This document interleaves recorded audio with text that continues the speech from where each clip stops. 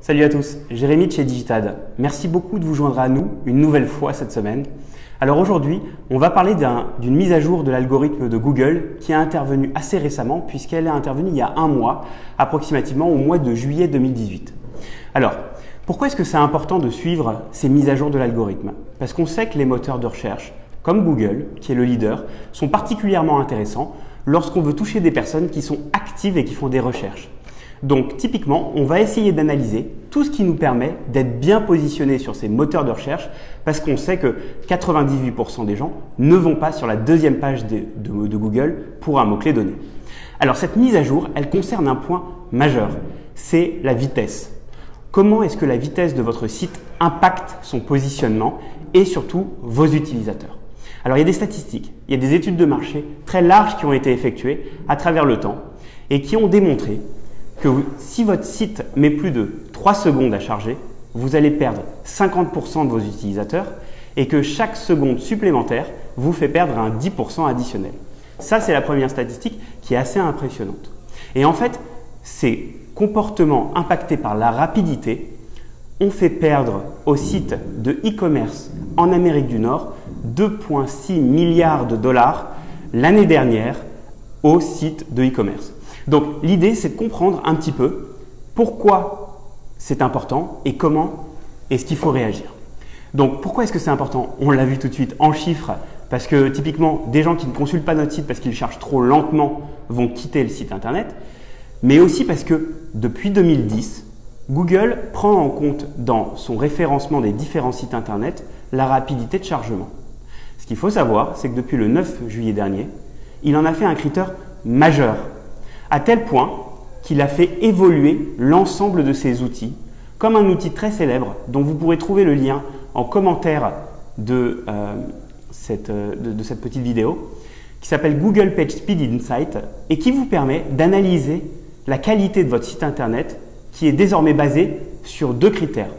Le premier critère, c'est le critère traditionnel, c'est l'optimisation technique. Est-ce que votre site est optimisé? Est-ce qu'il est bien bâti? Est-ce qu'il est bien constitué? Est-ce qu'il est responsive, c'est-à-dire adaptatif pour les mobiles? Ça, c'est la première partie.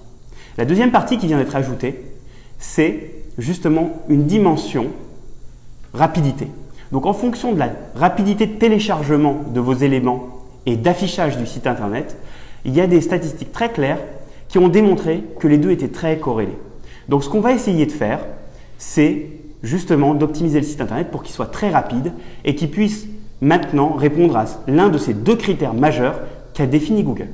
Alors, les étapes à suivre pour ça, c'est quoi? La première, c'est de vous connecter à votre outil de suivi. Ça peut être Google Analytics par exemple, et de regarder la dimension mobile pour voir si vous avez eu une chute nécessaire et majeure des visites sur le support mobile. Ça, c'est le premier point, et notamment depuis le début juillet. Donc ça, c'est le premier point. Une fois qu'on a fait ça, on va toujours essayer d'optimiser la rapidité du site internet. Comment? Il y a des axes d'optimisation qui sont assez simples. Un des critères qu'on retrouve très souvent, c'est la rapidité du site internet, qui est impactée par le poids des images.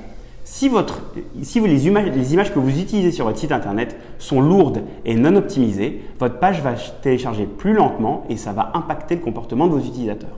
Donc il y a différents outils qu'on utilisera et qu'on citera dans l'article de blog qui viendra juste après, où on va vous expliquer comment optimiser les images pour votre site internet. Ça, c'est le premier point. Le deuxième point, alors c'est un tout petit peu technique, mais c'est assez simple à résoudre, c'est ce qu'on appelle la mise en cache du site internet qui va permettre en gros à Google de préenregistrer l'image du site pour pouvoir l'afficher plus rapidement. C'est directement lié avec un autre critère d'optimisation qui s'appelle la compression des fichiers.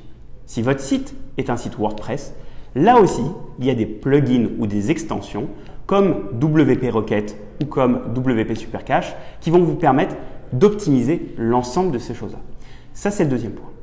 Le troisième point, c'est qu'on va essayer de voir si votre serveur renvoie une réponse assez rapide. Alors généralement, on parle d'une rapidité qui est inférieure à 200 millisecondes et qui va nous permettre justement d'afficher le site rapidement. Donc on va essayer de choisir des serveurs qui sont assez rapides et assez puissants pour pouvoir renvoyer le site internet assez rapidement quand quelqu'un clique sur le lien depuis les moteurs de recherche. Donc voilà, c'est les critères essentiels et qui vont vous permettre justement d'optimiser votre site internet. Si vous avez des questions, Si vous souhaitez qu'on jette un petit coup d'œil, ou si vous souhaitez faire le test vous-même et qu'on en discute ensuite, n'hésitez pas, on est à votre disposition. En attendant, je vous dis à la semaine prochaine.